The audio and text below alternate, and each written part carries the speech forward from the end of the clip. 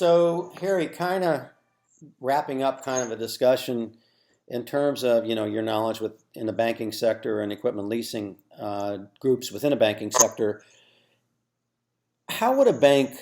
What's the necessary steps for a bank to go through? Is this at the top level at the CEO? Somebody gets a great idea that maybe we should look at that. Is that how it all gets started, or are they approached by someone? I think a lot of it is that a good CEO of any institution is always looking for new areas of opportunity. So if he's worth his salt, he's very much interested in new ideas. Equipment finance historically has been parts of banks and have been successful with banks in many cases. So he's thinking, gee, can I do something like this? And usually he would go out, I would think, and start beginning to develop a business plan. That business plan it has to be highly objective and in all likelihood prepared by somebody independent of the bank itself, because you need a clear focus and an unbiased focus. Then seeing that business plan, you can see, gee, is this something that would fit within our organization? And is it something I want to have fit into our organization? It may not be a function you want for your bank.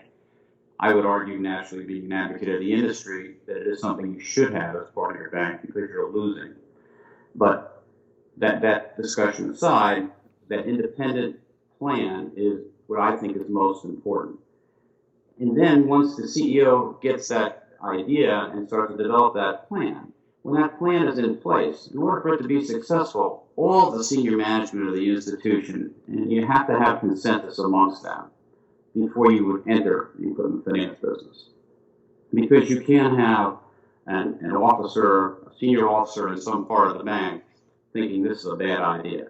And I'm willing to go with it because the CEO wants to do it, but I don't really like the idea. But so that consensus has to be in place. And what develops that consensus, I believe, is, of course, the relationships that exist in the bank amongst the senior managers, also the viability of the plan. So you're probably then, obviously, I gather, you're a big proponent on starting de novo or organically developing an organization like this for a bank, whereas I come from a feeling is a little bit different. Now, my feeling is, because of my expertise, is on a small ticket side, vendor program side, which is always a national business and not a footprint business. My guess is, Harry, correct me if I'm wrong, yours was more of a footprint business for the bank, or was it national? It was, at Frost, it was largely footprint, some national. At Wells Fargo and First Security, it was definitely national. But the highest percent was footprint. Within the footprint. And the reason I think footprint should be the majority of the business is because you have a better feel as an organization what's going on in your footprint. And what if you as a bank have a small footprint that you probably maybe need to look toward the other model, which is a national model, to get you out of your footprint?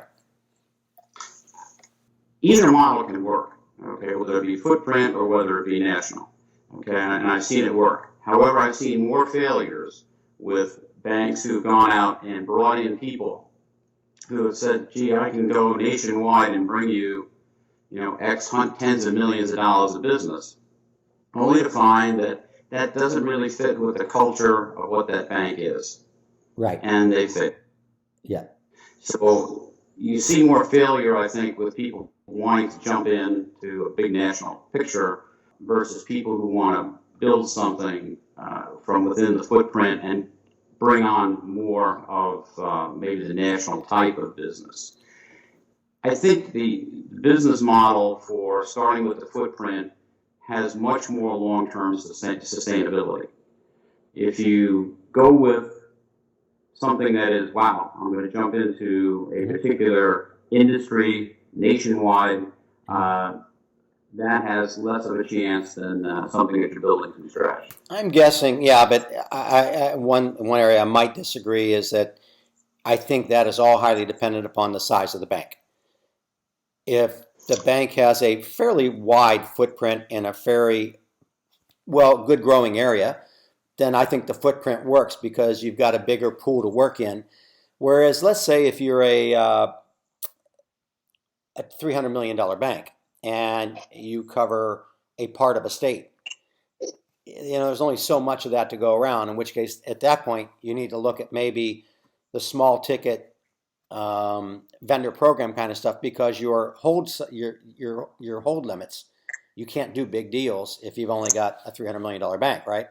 So I think Sure. this is one of those things where size matters in terms of the approach. So you're saying exactly what I would have vetted out in our business plan. Okay, when you know who you are and what your culture is in your bank, then you have to say, okay, what type of equipment finance products would fit for me? Okay, you may not have a big enough footprint or a growing enough footprint to support a totally internal program. So maybe 70% of your business would be originated outside the footprint. But on the other hand, if you're in a large area, maybe you incorporate 10 states, then yeah, I probably have a footprint where I can cultivate an internal business more than I can if I was isolated in one area. And once you understood that, then you develop your plan accordingly. Fascinating.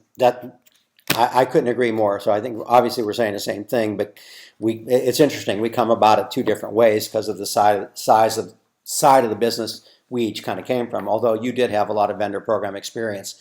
So Harry, I guess in kind of wrapping up, this has been a very interesting conversation. I think not only for people in our own industry, but I think people outside of the industry in the banking world might find this kind of candid conversation that they're probably not going to get elsewhere. And it's really because that's kind of who Harry Kaplun is. You won't meet a nicer guy. You won't meet a guy that is any more upfront, honest, and tells it like it is. Look at you right in the eye. But then again, you're in Texas, so I would expect nothing less. So Harry, thanks so much for your time today. I look forward to having more conversations with you. And you never know, if we get some questions from this video, I'll funnel them to you and we'll answer them back again in another short video. How's that sound? My pleasure, Bob. Thanks for having me. You're welcome. Thank you, Harry.